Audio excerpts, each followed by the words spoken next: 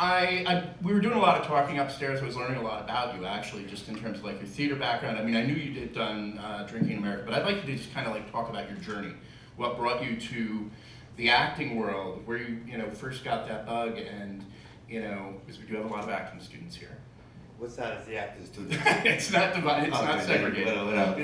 I would say the funny thing about me growing up, I was growing up in the Bronx, hanging out, and I had a quiet dad who didn't do that much talking unless it was disciplinary, telling me to, act right. But only time I saw him show emotions was watching TV. Like on my way to my room, he'd be sitting there watching TV, laughing and crying and doing all type of shit. And I was like, I want that power. Whatever's making this man show emotion, I want to be a part of that. So that was the first bug. Then me and a bunch of guys went to see Rocky. And there was a bunch of young kids went to see Rocky. And at some point throughout the film, I just saw all about a room full of like 40, 50 like young black kids rooting for the white guy to win. And I was like, wow, that's power. There's power in storytelling. And I don't know why we rooted for Rocky. And those things made me interested in that medium.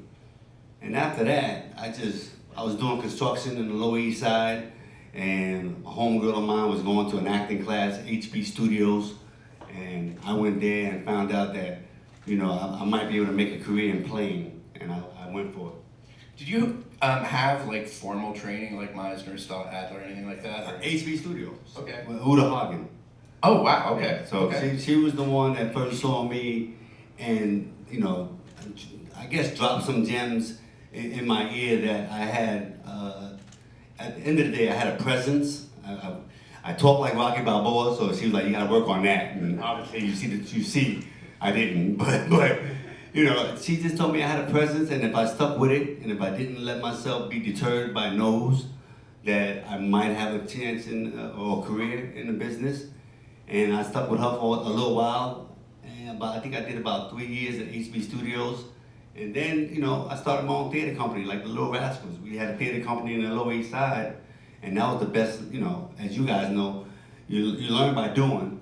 And we just had a theater company. We were putting on shows, and we were going up against, at that time, there was like four theater companies that were fighting for the title of off-Broadway supremacy. It was Room 203, it was PS 122, it was The Lab, it was Access Theater Company, and everybody's doing shows off-Broadway trying to get people away from Cats and Les Miserables, that's where I think that's where I really learned how to hone my craft and understand the energy that I was giving to the audience and what they were giving back to me and how to use it. A couple of those places are still around too. They are, yes, they the are. longevity of theater, right? It's the best. What would you say was would you say your big break came on stage, or your big break came with The Wire, or? It depends on what you mean by break. Right. Like the validation, I was on stage one time with Philip Seymour Hoffman, Julianne Moore, Benjamin Bratt, and we were doing this scene, and they were like, "You're really good."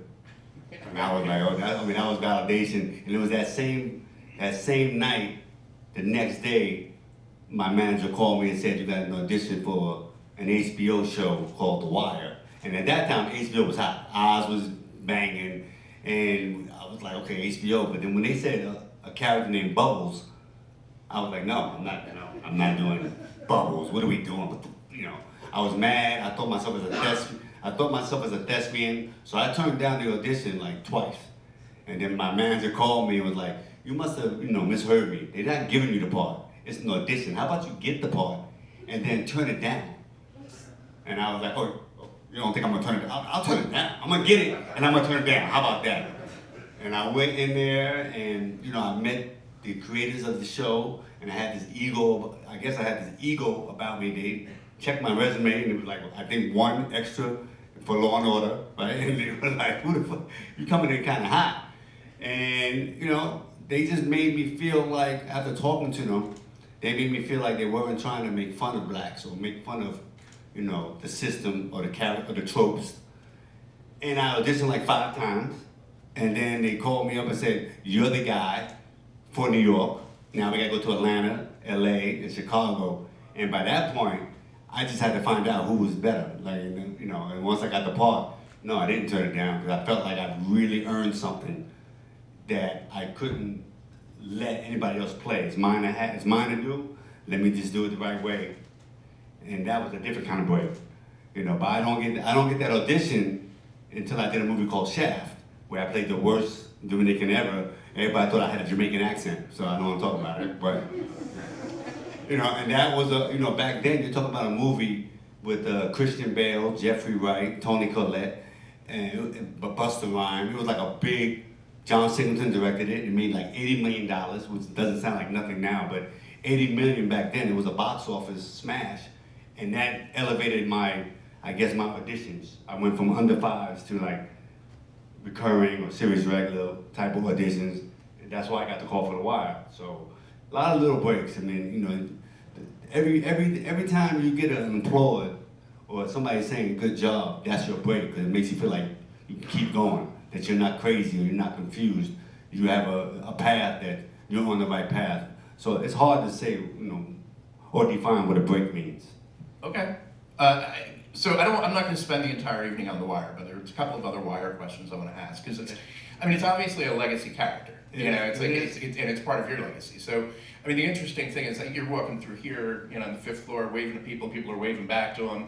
You know, when we were shooting this film that we were shooting over the weekend, we were shooting in a hotel, and the elevator would stop. So the elevator would open, and he'd spy, and be, "Hey, Bubbles!" You know, and so like people know this character. Yeah. You know, how does that feel? To you know, I mean, does it feel good? It feels great. It feels great only because of what the character represents. You know, when we were doing this show, I was telling the guys upstairs, it wasn't known as a good show. Like the New York Times and the Post, everybody gave us half a star. They said we were the worst show on HBO. There was too many characters, it was too slow. And we didn't think we were doing anything special until until the actors started really seeing that we never saw these type of characters on TV. And as I was playing Bubbles, the way that people were coming towards me in Baltimore, you know, there was a lot of people dealing with addiction, and they would come up to me and really look at me like I was telling their story the right way, where it wasn't the addiction, it was the humanity first, which I did maybe by accident, maybe it was something, because, you know, I didn't know anything about heroin, I didn't know anything about the addiction. I knew I like liquor, so it's the same thing, really. You're gonna be addicted to something. I mean, I always say life is about finding an addiction you can handle, because this is the way the system is. And I remember looking for like certain gimmicks or what have you, and I just remember walking out the trailer for my first scene, and it just dawned on me that, you know, I talked to like about 100 people dealing with, you know, addiction in different variables or different stages, but they all looked at me with such such empathy, like, please don't make fun of us, or please just, you know, tell people, this is the way it landed to me, tell people that we're normal people that just got fucked up. And when I put that first and didn't worry about was I leaning or was I scratching enough, when I put that first, it resonated. So growing up in New York, I know in my teens, I used to walk by homeless people all day. Like, you didn't give a fuck, they in your way. And there was a certain disconnect that you had with a fellow human being that you just thought was less than. And you didn't even know you were doing it, but you were just like ignoring them. And then all of a sudden, I'm in everybody's living room every Sunday, so they're not ignoring. They're falling in love with the idea that this is a human being. So with that said, when people still talk about Bubs, or they speak of Bubbles in such a way, it makes me feel good, because he's not a superhero. He's not Bond or somebody that you remember for heroic stuff. He's a normal guy who just wanted to get clean. So when people say they still remember him and still, you know, shout me out, I find it to be, you know, the best gift that they give back to me about my artistry. So I never get tired of it.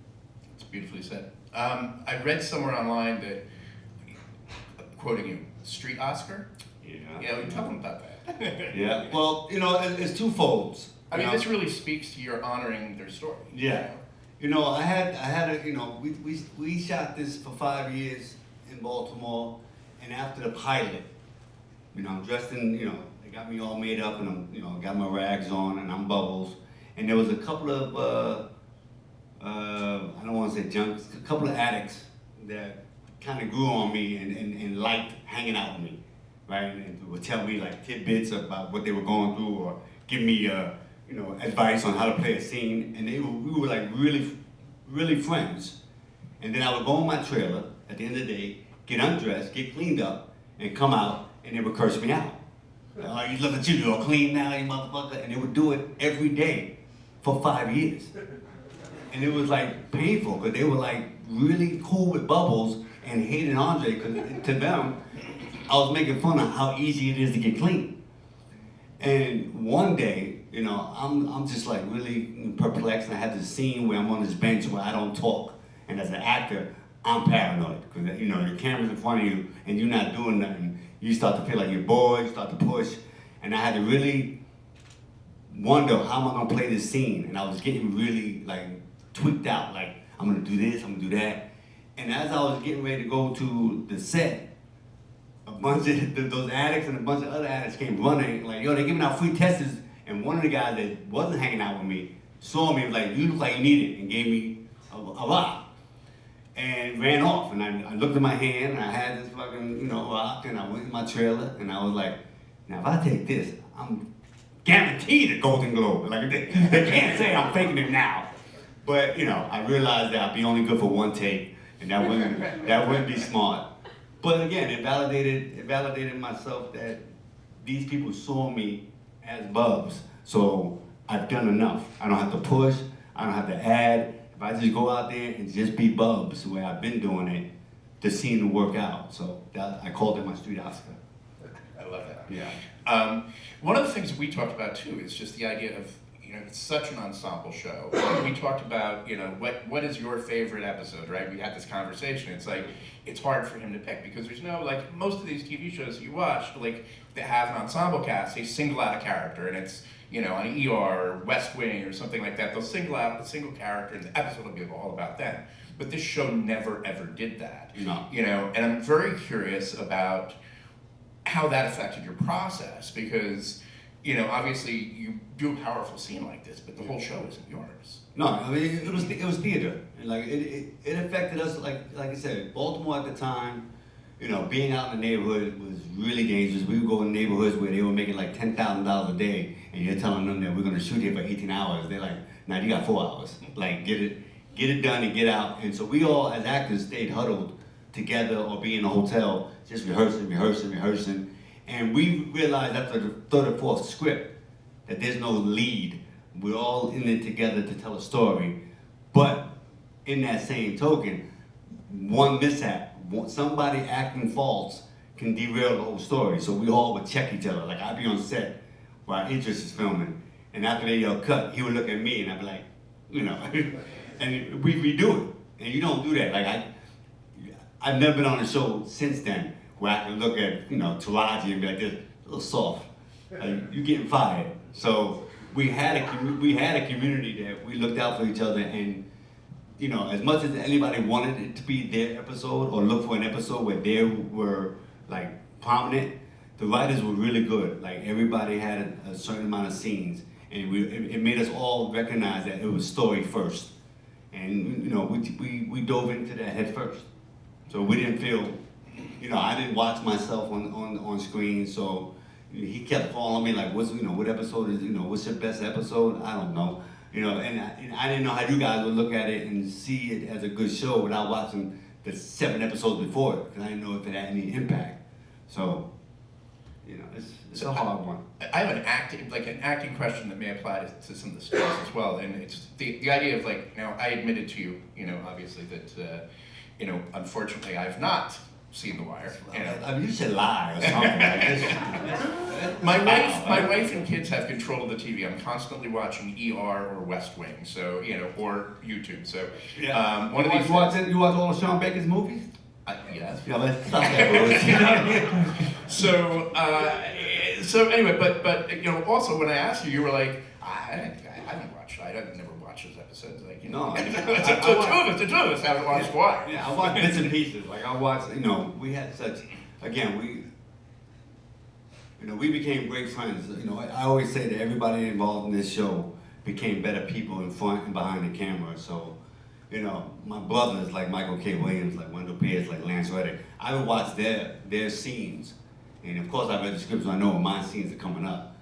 So I watched these, you know, these people put down some great work, and, you know, there's a part of me that didn't watch it also because we started losing people. So I never really got a time. I always said that when I'm about 80 or 85, I'll sit and watch the series and really, it'll take me back to great memories and just camaraderie, but I have no time to watch it now. I got other work to do. I see my reel is light, so I got a lot more work I gotta do, but you know, it was a special time. It was lightning in a bottle, and I'll always remember it.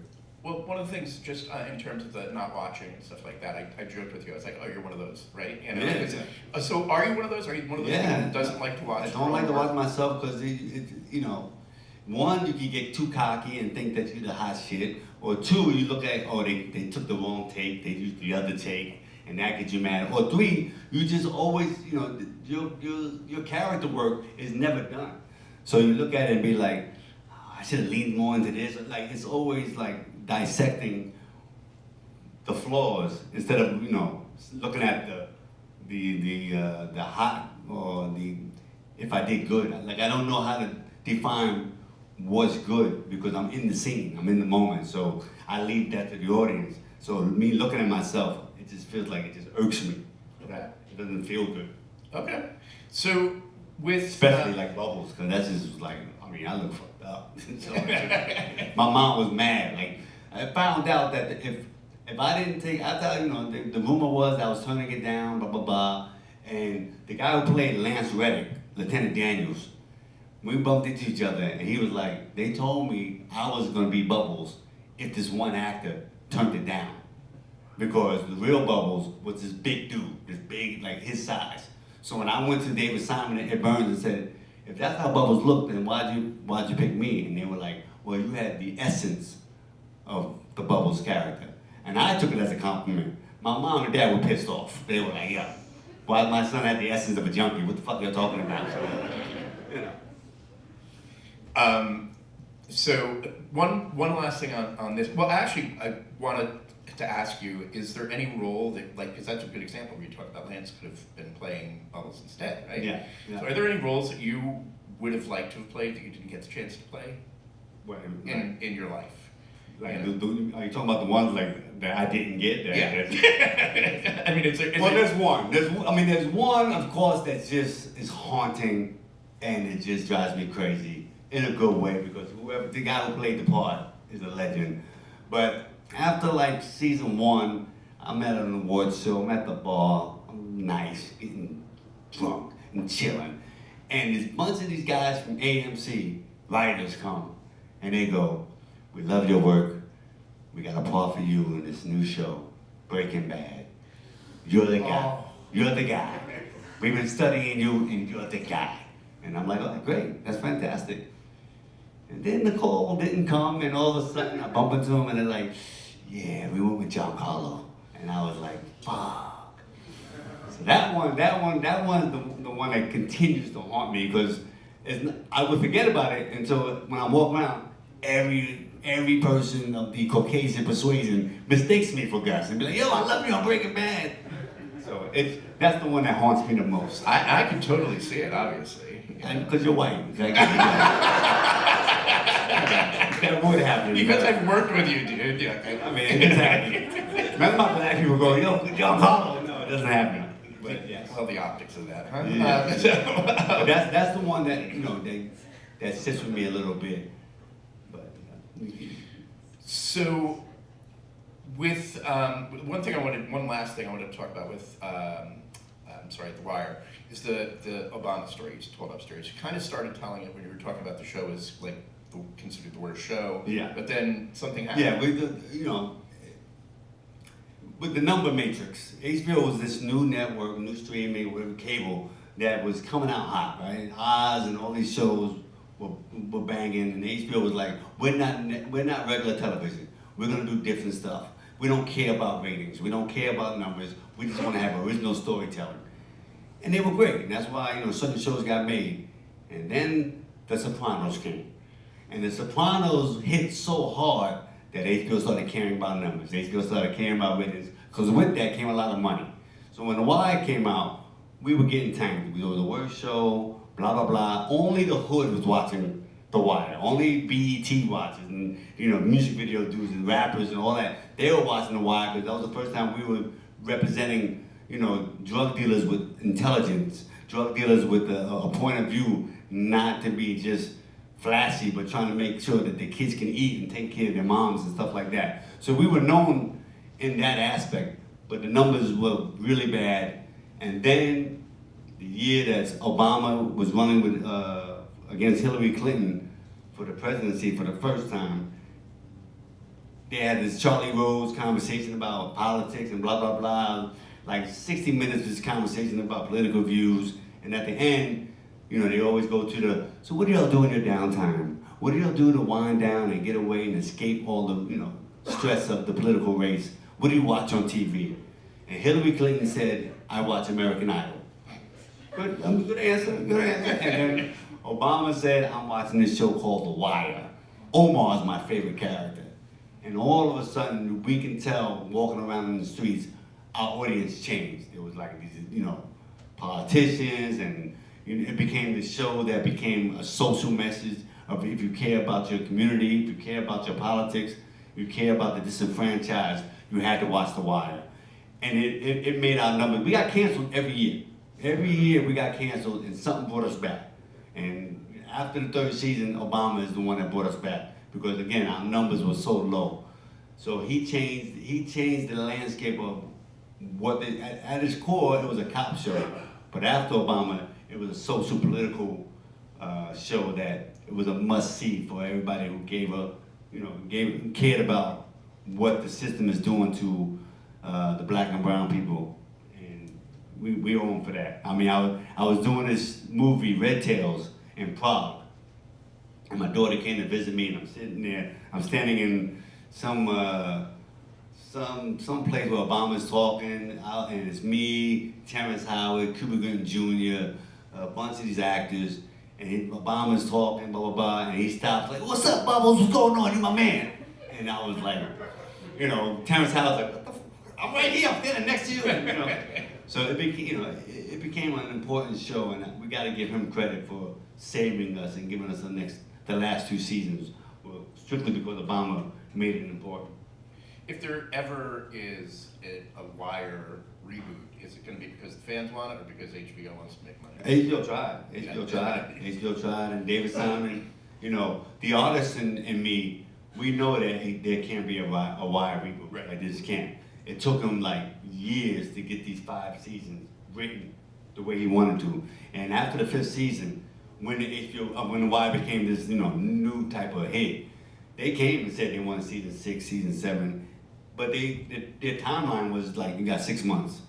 And he was like, yo, you cancel us every year, you're trying to rush me, I got other stories I want to tell. So we all felt the respect as artists. As business people, that's a lot of money left on the table. But I think, I watched the Sex and the City movie, it's trash. I watched the Sopranos movie, it's trash. So I'm glad that we left it alone.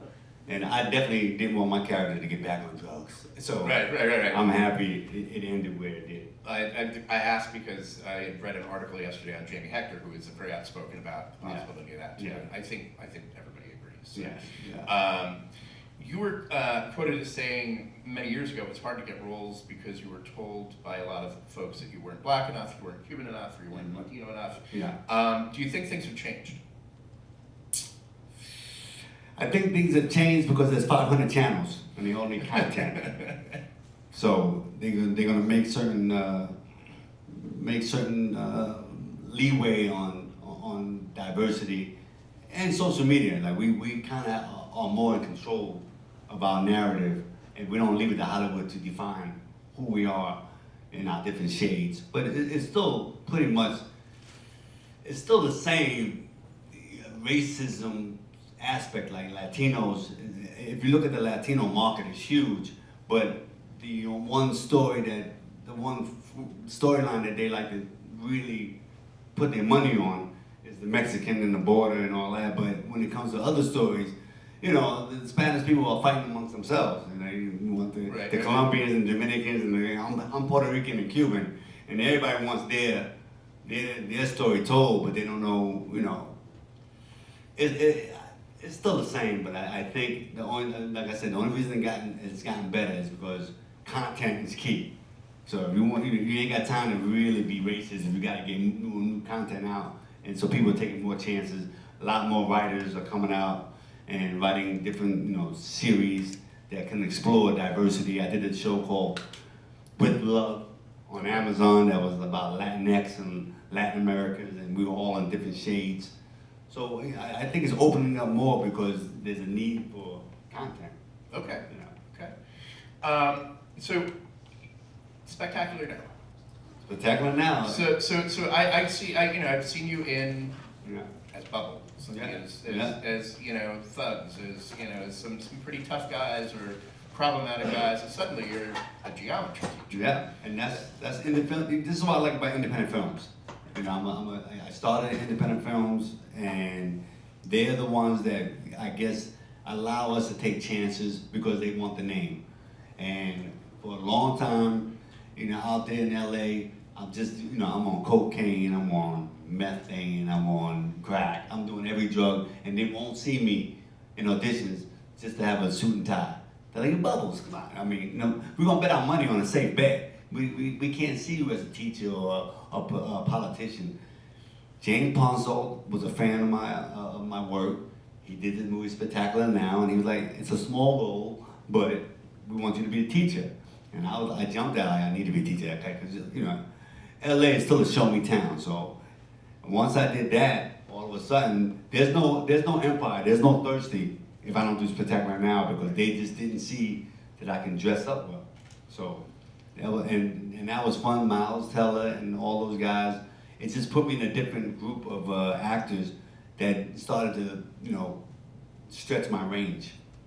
So a little surprise, I wanted to get a question from somebody who has worked with you in the past. So I texted James last night, and he replied here. Hey, oh man, Andre is the absolute best. I'm so excited to see his directorial debut. I loved working with him. He's one of my favorite actors to watch on screen. We didn't get to work together that long, but we still stay in touch, and I never got to ask him, but I'm just so curious what his process is like in approaching a scene. He and Miles Teller were in the scenes together in my film. They were great together. And I'm so curious about Andre's approach. He just disappears into a scene. I'm also curious if he has a perspective on working with younger actors. Habits he's noticed, things he thinks make them more comfortable, relaxed on set, etc. Andre makes it look so effortless as an actor, which of course it's not, and is part of his brilliance as an actor. That is from director of Spectacular Now, James Ponsoldt. Yeah, he's a cool dude, and I like working with young actors. You know, because I'm Peter Pan, man. I'm still young at heart, and I understand that these young actors, especially when in a Hollywood game, they just get lost in they don't know how to, or they are learning how to be themselves, right? Because when Miles Teller came in, he had just lost the role for Hunger Games. I guess he was supposed to be one of the dudes in Hunger Games, and they told him he wasn't pretty enough. So he was butthurt. And he was doing the scene, he didn't know if he was caught up in like, do I be the cool guy? Am I the loner? Am I the rebel? Am I, all these things he was trying to play. And James was having a hard time with him just saying, yo, just trust you. Just do you. And I think, when I'm talking to fellow actors, I bring them into a space of just relax and we just hang out, we just talk. I mean, it's nothing about the business. It's just about, who you are as a person, and then we jump into the scene. And I try to make it as just, this is make-believe, right? Like, you're just playing. So anytime you're taking yourself too serious, you're in your head and you're not in the moment. If you trust your work and you trust that you answered all the questions you have about your character, then you just do it, And I think for me, working with him, I worked with fucking Timothy Chalamet and Beautiful Now, dope kid and just fearless. And I just make them feel like it's okay to be a kid. It's okay. I know this is a big business. It's a grown man business in their mind because there's so much money. You smell it. and they get lost, and they're trying to live up to some expectations that they feel is put on them. And I try to erase it with the jokes and my personality and bring them down to the sandbox, bring them down to the stage and make believe and just have fun. And it seems to, it seems to work. And that's just it all goes back to theater. It all goes back to me running around in the Bronx, hanging out with my friends. I used to make them all laugh. And your best work was when you wasn't thinking. You just was riffing. So that's what I think I bring when I'm cast with an ensemble cast. Is that you're gonna have fun on set, and we're not gonna be, foreboding an emotional scene. We're just gonna go, and if it happens, it happens. If not, either you got more work to do, or trust that it's not supposed to happen. I think, we have these things where we're supposed to cry, or we're supposed to be angry. There's no supposed to, because there's no playbook that says this is the way you cry, or this is the way you get angry. You're just gonna play it the way it plays, and trust that that's how this character would do it. And if you can do that, I think you have a longer career, longevity. It's easy, in hindsight, you find out it's easy to get on. Staying on is so much harder. Because this machine recycles and recycles, and you can be out and all of a sudden not working and not know why. And that happens, you go back to, well, it wasn't the working that made it fun. It was the doing that made it fun. And I can keep doing it with or without the camera, or with or without the check. I'm gonna keep doing it. And if you can have that in your hindsight, then you're gonna be great, man. You're gonna have fun, and you won't be butthurt if you don't get the part. For me at least. Okay. We talked about working with others, in scenes and in ensembles and stuff like that. Let's talk about working all alone. Working all alone. Drinking in America, man. I don't know if anybody here had the pleasure of seeing it. Was it Minetta Lane, right? Yeah. And Eric Bogosian had written it many, many years ago. Performed in it. I'll say many years ago. I don't want to make him feel too old. He performed in it as a one-man show, and then they just did a new production. I guess it was about a year and a half ago that Andre was in. It was absolutely spectacular. Yeah, man. It's like I know both you guys. I was like, I have to come see it, and I was not disappointed. What brought you back to the theater, and why that particular role? What brought me back to the theater, I'm ashamed to say, it was right after COVID, and I felt like my world was different. I was going through a lot of personal stuff with alcohol and getting divorced, and my daughter was going to graduate and go to school, college, and there was a lot of things that made me just feel like a grown-up, and I didn't like it. I didn't like the feeling, and then COVID made it feel like acting wasn't going to be the same. I was on a show, Truth Be Told, on Apple, and I was miserable. It was like all the masks on, and you couldn't talk to your fellow actors, you couldn't hang out with them, you had to go straight to your trailer, and everything seemed to be like whisper talk. Everybody was whispering while they were acting, and I was like, this is bullshit. Like, I'm not having fun. And I thought about, maybe that's it. Maybe that's a wrap. Then I said, well, I'll find out if I like acting if I go back to where I started, the theater. In our minds, the kids that I came up with, theater is the actor's medium. That's where we have our most fun. Television is the writer's medium. That's when they put in their work and they write 22 episodes. And directing is the movie medium, because that's what the director's big. He gets to say. Sometimes his title is above all. So I thought if I go on stage and I'm not happy, then it's a wrap. And I called Eric Bogosian because we were cool. He was a fan of mine, and I'm a fan of his. And I wanted to do talk radio. That was the joint I wanted to do. I called him for talk radio. I don't know if you know the play, but it's dope. And he had said yes, but it was strange because then we got closer and closer to the time of putting it up.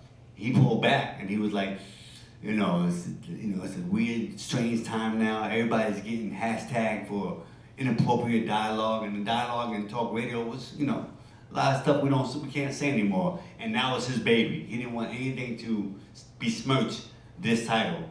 So he said, I got this other show, Drinking in America. It's 13 characters. And I was like, you're kind of giving me the B-side. I want talk radio. And he was like, well, if you can't do it, if you can't play 13 characters.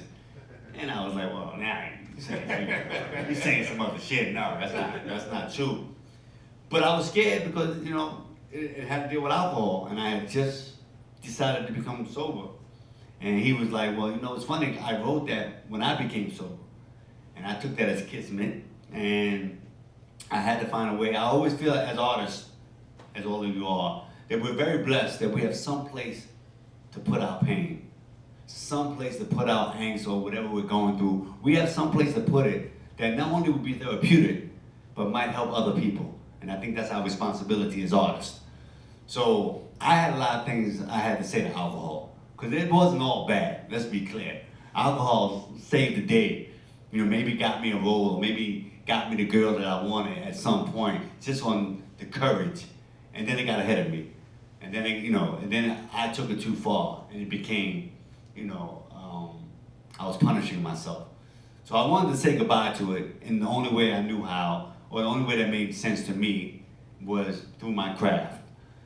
So I said yes, and I came to back to New York, which is great, coming home and putting up a play in New York where my family, my friends who hadn't seen me in a while can see me on stage, and it's a thank you to them because they got me there.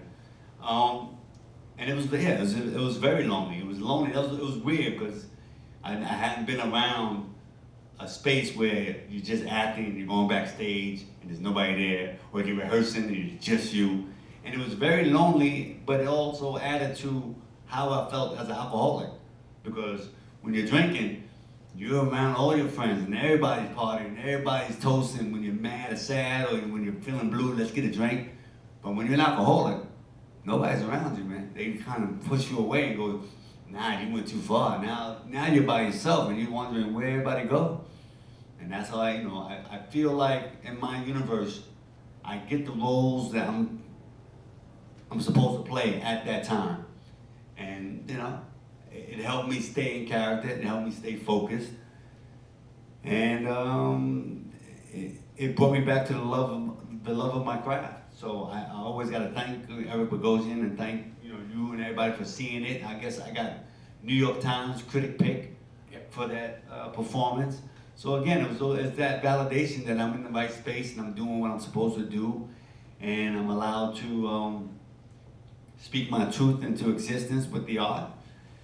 But yeah, it's definitely a lonely space that you get tested on your fortitude, you get tested on your discipline, you get tested on your love and passion for this work.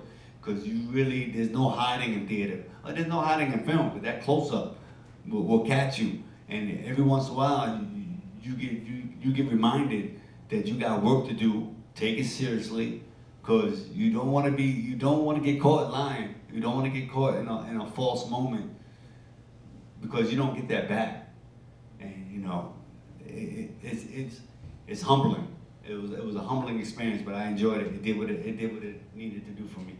So good, and I remember seeing like the interviews with you and Eric, because you were doing co-interviews. It wasn't even like, it was just like, hey, Andre is doing this play. Eric was like there giving his blessing, and it's like you don't see that a lot in interviews, of a revival. So I was like, this is gonna be some good shit, and it was indeed some really, really great stuff. Thank you, brother. Thank you. So we've talked about your characters with addiction. We've talked about your own struggles. You guys see what I did here right now? We're heading into Fragments of Joy territory. Well. So we just made, I think, a winner. Or the you say I think? Well, I got to no, it's manifested. No, It's a winner. Some of the best performances I've seen in any film that I've worked in, and that's saying a lot. James in Fragments of Joy. Well, why don't you just tell them about Fragments of Joy? It's not me talking about. Okay, it's a long one. First, all right, so during COVID, I wrote the script. I wrote the script about me and my buddy growing up and how we just helped each other grow at 40. We helped each other grow. And I shopped it around. It fell into a couple of hands, one being Judd Apatow, and he was like, this is dope. Your dialogue game is crazy. This is dope. It's great. You're gonna be in it? Yeah, I'm gonna be in it. Oh, that's even better. That's dope. Who's gonna direct? And then the ego got in the way, and I'm like, I'm gonna direct too. Fuck Mel Gibson. Fuck Kevin Costner. We can do it too. I'm gonna direct. And that's when they hit the pause button and was like, okay, well, Dre, have you ever directed anything? And I said, no. And they said, well, you gotta direct something. Maybe direct a couple of scenes from the movie or a short. And I said, well, if I can direct a couple of scenes for a movie, that's a lot of work for something that I got to put on the shelf. If I direct a short, it might have some life in the festivals. So I said, all right, I'll direct this short. And I wanted to have some of the themes from the movie in the short. And one of the themes was my best friend at the time, his mom had dementia. Now by this time, my mom has Alzheimer's and she's going through it bad. And there was this one moment when my mom told me she was diagnosed and I just didn't know what that was. Like in my generation, you forget shit because you're old. It's not a disease. And I thought, I'll take my mom to New York, we'll hang out in a hotel, I'll fix her with a good time. I took her to New York and I lost her like twice because I was leaving the room like, Mom, stay in the room and get coffee. And I would come back and she'd be gone. And I wrote a short about it. I wrote a short about just me dealing with understanding how being there doesn't mean being present. And you have to level up your game to deal with this. And you have to grow up a little bit. And, you know, it meant a lot to me and it was therapeutic and all that, and I wrote it. And that's what the story's about. The story's about me and my mom learning about each other and what we're dealing with. Because when you have Alzheimer's, you don't remember you're sick. You have moments you remember. And my mom didn't think she was sick at all. And I had an alcohol problem. I didn't think I was sick at all. And there's a moment in the scene, in the movie, where we both, for a moment, recognize that we have to be there for each other in a much more present for each other. And, you know, people liked it, and they said I should shoot it. And, you know, I really would have to thank you for believing in it. And I got to thank, you know, NYFA, because if I look around this room, half of my crew is in this house right now, and I want y'all to stand up, because I want to, come on now. Sabine, you better stand the goddamn up. I want y'all to look at your fellow classmates, because these guys and gals helped me achieve a dream of telling a story. And I know they're tired of me saying it, but they helped me honor my mother in the only way I knew how with my craft. And I want to thank you guys for helping me do that. And it just showed me that this school is really producing some professionals that are ready to work. Because you know, you can sit down now. Now you're just stealing the moment. No, but these guys really helped out, and you know, I was nervous. I mean, Darren told, I didn't know Darren was going to tell that part to the, I guess, the principal, what they call him, principal? No, the president. President, there you go. You know, like, when me and Darren know each other, you know, and I see him at Spirit Awards and all that, Sean Baker's dude, and I'm like, yo, I'm doing this, and he's like, yo, I'm your guy. I'm like, cool, and I'm like, I got a crew up. And he's like, I got the crew for you. And I ain't gonna lie, when he said NYFA, I was like, what? What? And he was like, no, these guys are dope. These guys are ready. And I think the first meeting we had, I just had to say what was scaring me. I was like, look, I'm not making a student film. I'm making a film with students. And there's a big difference. And these guys, these professionals really, you know, stood up and pivoted and worked hard and sometimes held me up. Because, you know, first time director. You know, we be fucking up. I'm talking to my DP, and I have all these, Mike, and I have all these ideas, and we'll write them all down, and then I'll sleep on it and be like, oh, that's trash, okay, I gotta change it all. So, you know, these guys really, you know, really became, you know, one of the best teams I've worked with, you know, in and out the game, because they listened, and they didn't, you know, they didn't make me feel like, you know, they didn't make me feel like I was, you know, doing something cheap or doing something on the fly. They made me feel like I was doing a professional film that, you know, is gonna warrant eyes, it's gonna warrant festival run, and, you know, I thank you guys for that. And I thank NYFA for, I guess, you know, teaching all you guys that, you know, this game ain't easy, man. What you're learning right now is an education. But when you're out there, it's a preparation of a lot of bullshit, a lot of people that say yes and turn to no, a lot of locations that have changed, a lot of actors that'll, you know, be whack, and, you know, you gotta be able to adjust really quickly on the fly, and these guys did, and all you guys should be able to do it.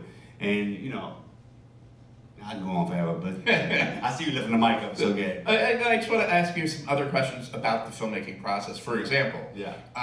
Andre not only directs the film, but he plays James. He plays the son in the film, so he's the lead of the film, and he's and he's directing the film. What was that process like? Hell, no.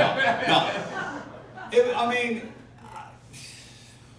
like I said, ego. I got a big ego, and I felt like I can do it. Why not? Like, why? You gotta take a shot, right? And and all my people that I talked to before I did it was like, you just gotta get a strong DP, you gotta get a strong producer, you gotta get a strong team. And I did. I got a strong team, so that made me a little bit at ease. But I can't say until, like you said, I can't say until I see it all, in the can and whatever we got.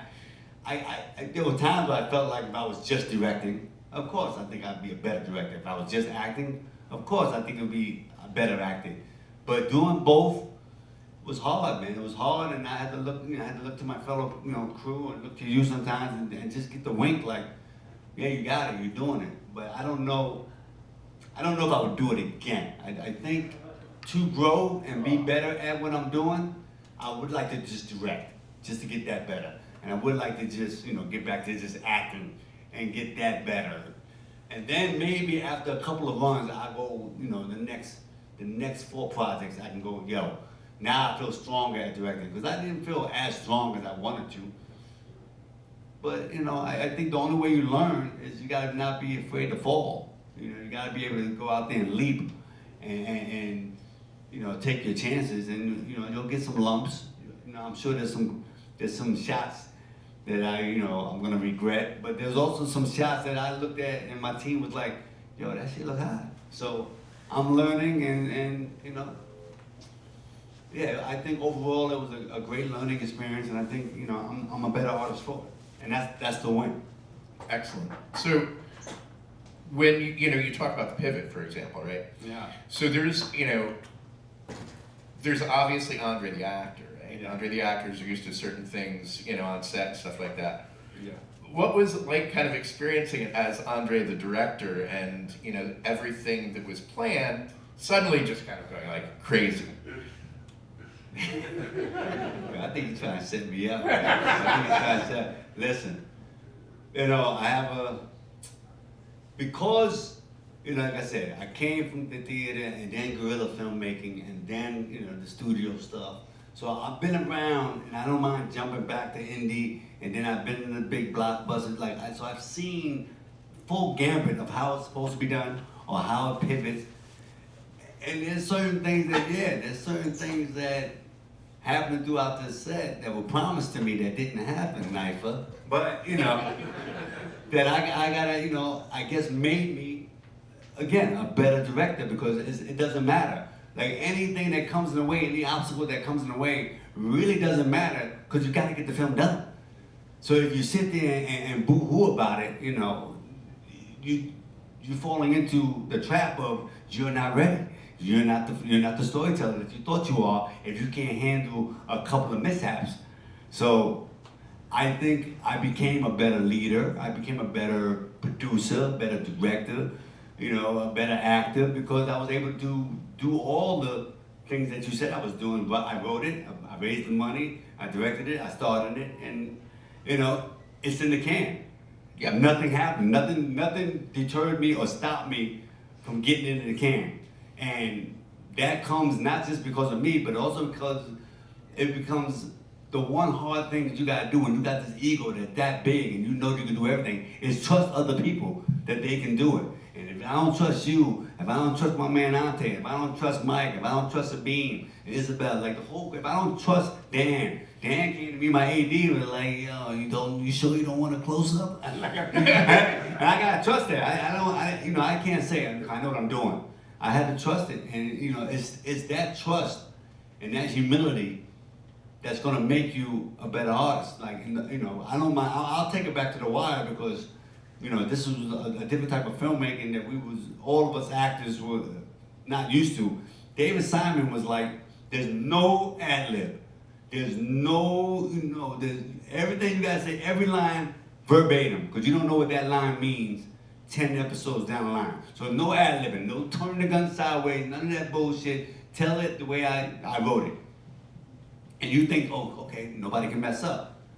But he was also smart enough to understand that if something happens, if you let a little room for magic to happen, I remember being hungover and I said McNutty instead of McNulty, and I'm thinking I'm gonna get fired, and he was like, "No, we keep that. That's a good one."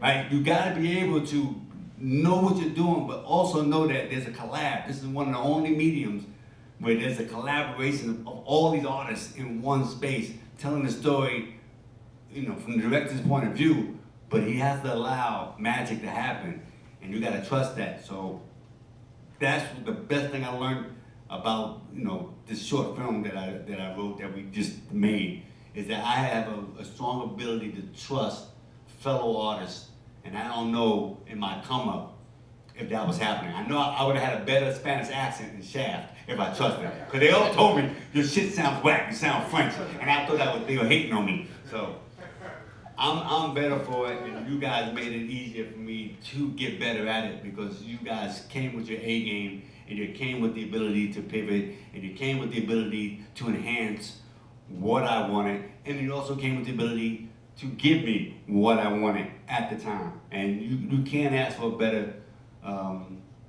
better experience in filmmaking than that. Everybody has to walk away knowing they left everything on the table and gave it their best shot. All right. I'd like to know, is there any questions from the West Coast, from Miami at this point?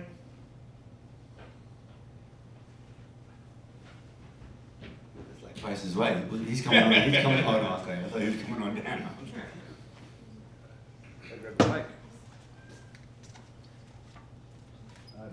No, Andre has addressed all the questions from our virtual audience. Okay. I would love to open this up to students. Please, if you are going to ask a question, come on down, right? I think the Price is Right, and use this microphone right here.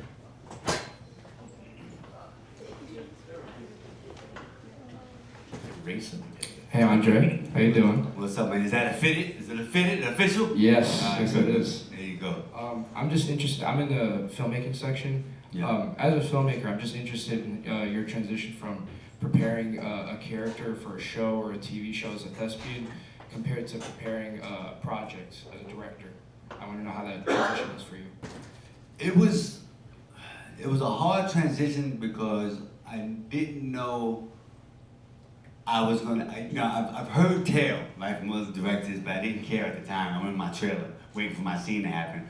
But now all of a sudden, I think at one point I was shooting shooting the short, and I forgot that I had to approve the shot. I'm waiting to be in the shot. Like, yeah, I know my lines, but I had to approve the shot. Dan had to run around looking like, where you at, man? Is this a good looking shot? I'm like, do you look good to you?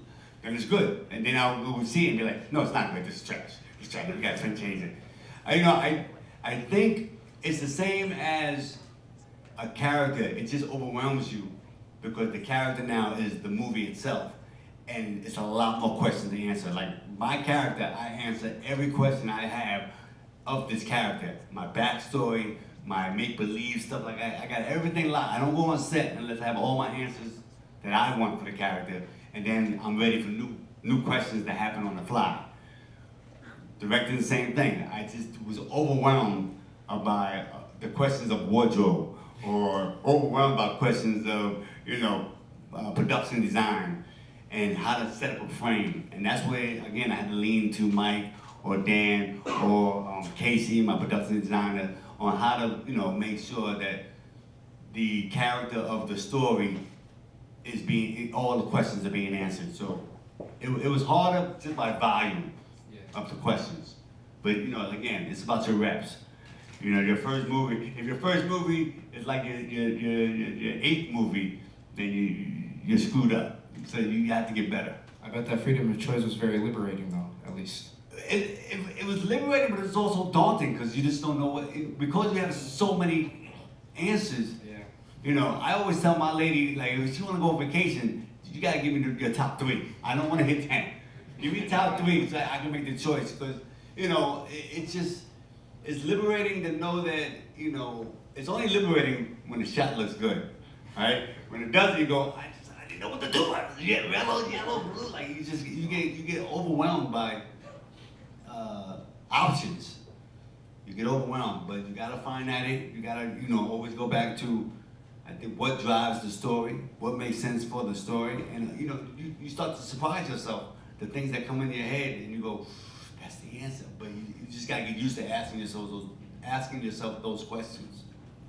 Perfect. Thank you so much. You got it, brother. Yo, call me, all right? You got my agent. Call me up. Next question. Hi, Andrew. How are you? Nice to meet you. Nice to meet you too, brother. Mauricio Corona. Well, it was a very similar question, so let me change it up a bit. We talked about your career on film and television, and we also touched a little bit on theater. So I would like to know how different the approach is you take towards film and TV and theater. Like, does it change in the character work, or do you approach the character work in a similar way and it's just more of a performance difference? For me, again, and this is crazy about the game, right? Because every actor is different. They all got their, there's no right or wrong. And for me, I'm gonna say I approach the character work the same. Whether I'm on stage or in front of the camera, I'm still playing this character. But yeah, we used to make fun. Okay, so we used to make fun of film actors, right? When you're coming up in theater, it's like, what you need a close up. Yeah. You need a little music behind you to put everybody to feel you. Like I'm doing this movie. The one thing that was driving me and Dan crazy was like, you gotta have a close up. And I'm like, in theater, there's no close up. They all see me from this point of view. There's nobody zooming in so they can feel my emotion. So I would say the difference that I had to recognize in film is a different pacing. Because I didn't know my first feature, I don't know the difference between a wide shot and a close up. So I'm in the scene and I'm emotionally going, like I'm emotionally just full in. Then they go, oh yeah, that was, the coverage wasn't on you. We're coming to you now, right? And I'm like, I did this crying scene or this emotional scene 5-6 times, and now it's my close up, and I'm fucking spent. So I had to learn how to, pace up. It's a wide shot. You ain't got to go all in. Like, you ain't got to. You can. What's that word? You Kind of like building it up? build it up a little. You got to pace yourself, Yeah. right? And I did a movie. The same movie, and I'm doing it with my scene partner, and it's this chick, and this is this emotional battle that we're having, and I'm all in, and she's like not doing that much, and I'm like, yo, are we having a problem connecting? And I asked her, and she was like, no, I'm saving it for my close-up. And I didn't know I was like, what the fuck is that? As opposed to theater where you're kind of like bouncing We off all each other. in, man. No, you try to save shit, she'll curse you out. Like, yo, we real or not? But her close-up came, and she was full tears, snot bubble, and all that. I was like, what the fuck was that when I was like, so I had to learn that there's a certain science to, pacing yourself for when the camera's actually on you. You don't need to, I don't want to say waste it, but there's no need to empty the tank until, they tell you it's your close-up, I guess. But that was the hardest part about that transition, was a lot of time just waiting. Once you step on stage, you're in it for the whole run. Here you do half a scene, lunch, or you're going in the back and you're just waiting around for the lights to be set up. Like, we had problems, me and Mike or somebody look at a scene, and I'm looking at it like it's a 3-pager. That's about an hour, right? That's about an hour's work. I didn't know it's gonna take 7 hours because I gotta get the lights set up and I gotta get all that. So you just gotta monitor your energy and distribute it in a different way when you're doing film and television as opposed to theater. Theater, we always know 10 minutes to house. Like, you always know when you're ready to go. Yeah. So that was hard for me, and I think I got better at it. But that's the only thing I would say that I had to adjust, but not the character work. The character work is the character work. Yeah. I get it. Thank you. Like, what are you more into? You gonna do theater or film, all of it? Well, yeah, I went to acting school before I came here. Now I'm in the filmmaking program. But yeah, I started doing theater, did some musicals, and now I'm mostly into film. Well, starting with short films and some web series, so building into it, and also learning how to direct here in NIFA and get behind the camera. That's right. So eventually do both like you just did. So Yeah, man. that's the goal. That's the goal it, baby. eventually. Congrats, man. Congrats. Thank you. You got it. No I doubt. always have a ton of respect for people who have done what you just did, though, by the way, in terms of, like going and deciding to be a director. I always recommend to my students, it's like, if you want to know how the rest of a set runs or how an actor feels or whatever, I think every director needs to know editing. I think, every director should know screenwriting. I think every producer should know screenwriting. I think every producer should understand directing and actors, and a lot of people don't take, the time to do that. And I think that's something I think those of you who are doing that is very, very cool. Yeah, it's cool. I mean, we just didn't know, like, especially in television, like, it's so different. Like, I say like 3 times, that's horrible. It's so different. In television, the director is the most, I'm not gonna say useless, but we just feel like it's a new director every episode, right? So we're not really given, like, the characters have been the same characters, DP's the same DP. So when these directors come, they don't. It feels like they're not doing nothing but just like herding sheep. They're a Like, tour guide. yeah, talking today. And as actors, we're looking at that like, why would I want that job? Like, why would I want that job to direct in television where you don't get the, you feel like you're not getting the respect. You feel like you're not being heard. And it was a base salary. Like, in my day, it was like $30,000 for an episode. And you're last in, and first in, last out. To actors, that sounds horrible. That's like, do you want to be a restaurant manager or wait tables? We always want to wait tables. There's more cash in hand. I'm not gonna do all the work for $30,000. I get up for $30,000. Like, it was just weird. So a lot of times when we were doing The Wire and other shows, they asked us, do you want to shadow? Do you want to direct? And most of us, we should have, but we just was like, why? Like, why would we want to do that? It wasn't until later on that we realized there's such a science and education that can make you a better actor, because you see how all the pieces go and you start to pay attention to everything around you. That it's almost like theater, because in theater, everything's on stage is there for you to play with. And for actors on television, you're just playing with your scene partner. You're forgetting, you kind of get lost in that world around you because there's a camera there. So you're trying to wall that off. And then when you become a director, you see how you can play everything, the lights and all that stuff. You start to play the whole scene in its entirety. So yeah, I think every actor should give it a go at directing.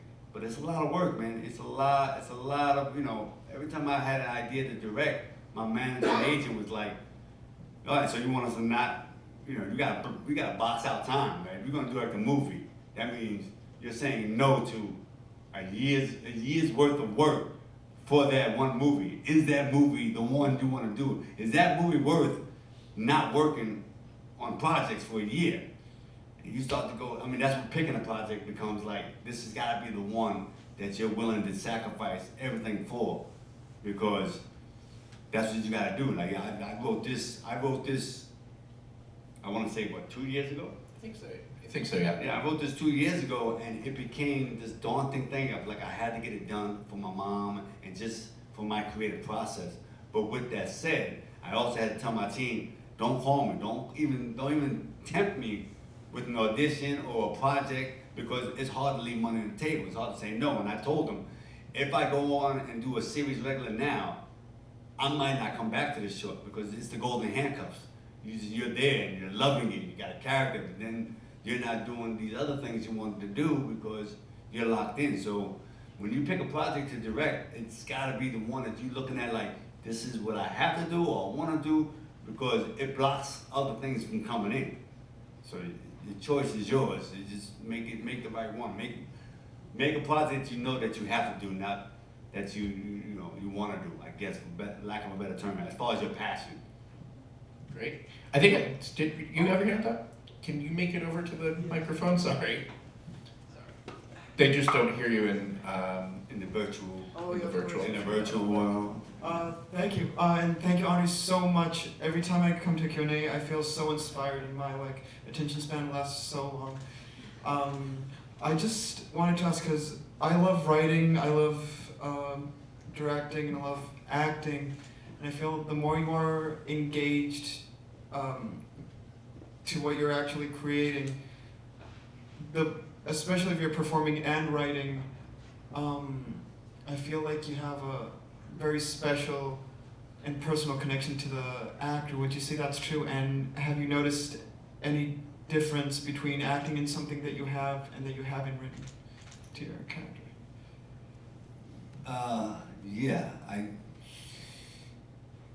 I mean, funny enough, I guess I didn't really feel it until you asked me that question. But yeah, I feel like, and I don't know if that's good or bad, because I want to say I give 100% to everything I do, but was I more engaged and connected to getting this shit right, something that I wrote, as opposed to a script that I got? Absolutely. You know, and again, in the movie game or the television game, you know, you get one script, and by the time you get to the set, you go through yellow pages, blue pages, rewrites, and in your joint, you know, you're constantly rewriting it, but you're also feeling it. Like you're just like, these are your words, this is your story. So yeah, it has much more weight to it, you know. And I like I said, I don't know if that's good or bad, and I don't want motherfuckers to think I'm doing less than with their work, but I am, because this is mine. And I mean, this is your baby. So yeah, it's much more fulfilling too. You know what I mean? Like when these guys say I did, you know, when these guys look at this or say I did, you know, this is well written, or this is a great scene. Yeah, it hits you harder than, you know, you did a good job at that character that somebody else wrote, because you got more time and more pain in the whole process. Because you know, you say you love it. Writing, I love. It's a pain in the ass for me. Again, I think you get better at it, but that white page, that blank page, was daunting, and I could not believe, no matter how many rewrites or final draft, there's a typo that shows up every draft, and it's so annoying, but it's so beautiful that you to see yourself, you know, always trying to make it better, always trying to, you know, figure something out. That yeah, I think no, I know it's much more impactful when it's yours. Oh, absolutely. So good luck, man. Thank you so much. Write your truth, baby. Great question. We get it up in there? Hey brother, nice to meet you. What's My up, name is man? Sebastian. I'm part of the filmmaking program. I have a question from your perspective, because you've dealt with like different directors from HBO, movies, blockbusters. Do you have any advice for upcoming filmmakers that want to direct to watch out for? He just stole my last question. The advice I would have that I would probably say, you know, I wasn't as great as I wanted to be, is, and now that I've done it, I understand why they kept on pounding it in me, or in all the books, is that, yeah, preparation is gold, man. You gotta have as much of this story answered in your head, because you're gonna be asked 1,000 questions, some of them silly, some of them big, and you always wanna look like you, even if you don't have the answer, you wanna look like you're willing to explore it with that person who just asked you the question. You don't wanna hit them with the I don't know, right? You don't wanna lose any of your crew with this energy that you didn't think about it, or you don't care about it. So the only way you can thwart that is by being prepared. Being prepared, understanding your story, understanding what your story is about, understanding why you want to tell a story, and then, you know, you'll be able to at least address, you know, the questions that are coming to you. You know, a lot of people here, I guess, you know, one of the hard things also about directing for me was, and everybody kept telling me, oh, you know, it's gonna be easier for you because you're an actor, it's gonna be easier. And it wasn't, because in the acting game, I never was allowed to tell another actor anything about their performance. Like, I can't tell, like, I need a little more from you, Terrence. Like, or, you know, Jeffrey, that was a little too big. Like, you couldn't do it. But now I got actors that I gotta walk up to and say, yeah, I'm not feeling that. And that was hard for me, because that was like a unwritten rule that you didn't do. But knowing that I knew the story, knowing that I knew what I wanted to tell or what I wanted to express at its core, it made me easier to collab with everybody in the crew that had questions about why X, Y, and Z, what color would it, like, just be as prepared as you can be, and get ready to address all these, all the questions, some of them bull crap. I think some of the questions, they were just testing me to see if I'm gonna bullshit or have an answer. So that's probably, right now, because I'm new at it, that'd probably be my only advice. After my 5th movie, I'll probably be have more answers, but right now, I can only say, be as prepared as possible. Great question. You got it, brother. One question I want to ask you, mainly because you did say to me a bunch of times when we were prepping for the film, I'm reading this book and it's telling me this, and I'm reading this book and it's telling me that. Are there any books that you read that you would recommend to these guys that that helped you through the process? No. Okay. No. I read it. It was all a blur. Like I realize now that, like, just like in school, the reading is not helping me because it just doesn't. I don't get the education that way. I would say there was one YouTube thing that really helped me out. Well, it was Every Frame's a Picture. Every Frame's a Picture. Every frame a painting. That helped me out. Like that was, I like to be talked to visually, and that helped me out a lot. But other than that, all the books, I mean, they've written so dense, and they just, Sidney Lumet, Making Movies. That was dope, because he was just talking like, I'm just gonna do what I do, and people gonna get it or not. But this is how I see it, and I just need that book was really cool. I would recommend that book. It's a fast read too, and I literally just put it in the mail for the next director I'm working with. Oh, nice. Yeah. That's a book I can put my hat on and recommend. The other ones, because I don't know, everybody's different. I don't want to give you a book and you be like, oh, what the f is whack. So yeah. All right. That's it. We done? Oh wait, we all got a question from. We have a question from our virtual audience here. Sean asked, Mr. Roy, thank you for your time today. Being on The Wire, which many people feel is the greatest TV show in history, do you feel your character Bubbles is the hero of the show because he is the only one that is in a better place when the show ends? Part of the show's commentary is how cyclical the drug game is in the streets, but Bubbles escapes that and comes out the other end better off. Right. That's nice, man. If I'm true, as Bubs, there's so many moments like that moment at the finale where I'm better off, and it's just better off for that moment. Like I had dinner with my sister, and it was great to have dinner with my sister and be able to come up the stairs and sit at the table. And even now, I look at that and go, I don't know if I stayed clean. It's hard. So I know that that moment, at that time, I was not a hero, but I was humanized and seen and given a chance. But I wouldn't say I was the hero of the show, because that word is fucking crazy. No, I wasn't a hero. I always say the best character in that show was Baltimore. That was the stage that allowed us to go in that city and just portray, their citizens in some good ways and some bad ways, or some hard ways instead of bad, because there's no bad, but some hard ways. McNulty, he was a hero because it didn't look like he was gonna stop trying. Like he's trying to, make a difference. I think all the characters in their own way, Bunk, everybody was trying to make a difference. So I think we were all heroes because it's all about the trying. When they asked David Simon about the show's message, he was like, he was like, I don't have the answers. I just want to make sure everybody knows the problems. Because a lot of people act ignorant and they wonder, I don't know, or they're head in the sand, or they don't see what's going on. So if you show them what's going on, if they can't escape the truth of what's happening, now they gotta look in the mirror and ask themselves, what are they doing about it?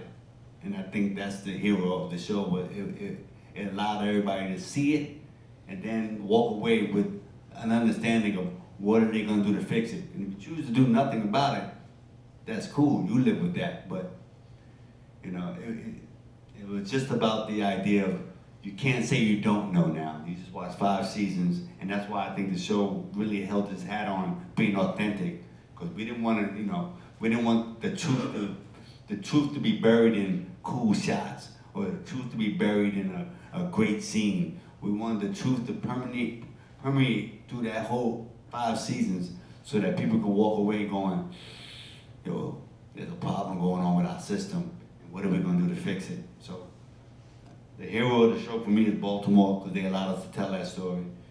And the impact was so quick. Like that first season, nobody knew who we were. They was mad that we was on the sets, in front of their neighborhoods. But then by that second season, people were coming up like, I didn't know the front of my house was that dirty until I saw it on TV. I'm gonna start cleaning it up because I'm embarrassed. And that was dope. That was like instant impact on make your world better, man. You know, make your world the best you can, better just for you or for your crew. And if everybody does it, it might be a better world. But you know, you gotta start with you and never stop trying. That's what you guys are doing. This game is crazy, man. And there's some of the things that are gonna get thrown your way, there is no answers for. You're either gonna keep trying or you're not. And that's up to you, you know. I think the best thing my mom and dad did for me was they just stayed out my way. They told me I could be anything I want to be. I said I want to be an actor, and then that was it. Nobody said can't, or nobody. I mean, in my clique, nobody said it couldn't happen. You know, it's not if, it's when. And I'm at the win stage right now in my life, and I want to keep going, and I want you guys to keep going and never stop trying. That's it. Andre, thank you. I think we got one more question, sorry. That was a good closer, God. Yeah, it was a good closer. My bad, I'm a little short, but I got 2 quick questions. Okay. The first one I'm really, really curious about. What's wrong with Sex and the City movie? Trash. Why? I'm very curious, actually, if you can Next give me one question. reason. No, I mean, I just felt like, again, you're talking about a series that was, every character was so just 3-dimensional in like, what, I think like 20, 30 episodes that you get to really understand who these people are and why they make their choices. And then in one movie, it's really about Carrie getting married and everybody else played like Yeah. caricatures of themselves, and we fell in love with these characters. We don't want to see them become caricatures of just a wedding. You know? I see I got- that, yeah. That's the only My thing. second question is, what's next for you? The editing room. Nah, that's gonna be another beast. You know, I guess I just yesterday, and I'm curious, and this is what I love about this business. You know, just yesterday was the first time, you know, I allowed myself to call my team, my agents and my manager, like, okay, I rap. You know, find me some work. You know, like they've been holding back, and they said they got some things for me. So once I get back to California, you know, which is another trying situation because a lot of people I know, a lot of show, like the business is different. You know, LA is different. The Hollywood game in California is almost non-existent. You know, you got a lot of showrunners, a lot of power players that just lost their house and they don't give a fuck about no movies. Movies and shows are not being made in LA. They're made in Albuquerque, in Canada, in Atlanta. You know, LA is going through a real, their stronghold on filmmaking doesn't exist. So I don't know what I'm walking back into with that. I might be back here doing some theater, which I'm happy to do. But, you know, there's a newness and unexpected wonderment that I love about being an artist. And I'm excited about seeing, but we'll find out. Stay tuned. All right, I'm going to try this again. Andre, thank you so much for coming out tonight, for your honesty, and for keeping it real. It's been an honor to work with you, and a regular round of applause. Thank you.